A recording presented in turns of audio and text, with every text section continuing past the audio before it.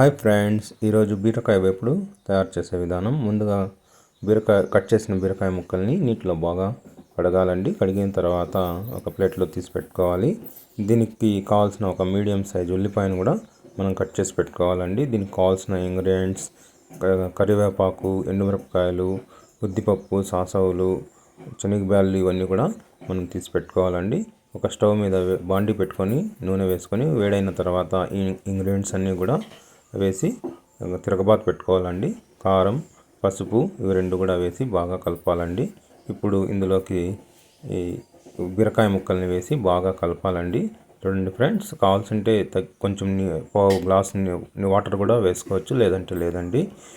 ఇప్పుడు బాగా వేగిపోయింది. తగినంత సాల్ట్ కూడా వేసుకోవచ్చు. ఫ్రెండ్స్, వేడి వేడి అన్నంలోకి కానీ చపాతీలోకి కానీ తింటే చాలా కమ్మగా ఉంటుంది. లైక్ చేయండి, షేర్ చేయండి, కామెంట్ చేయండి. Thank you.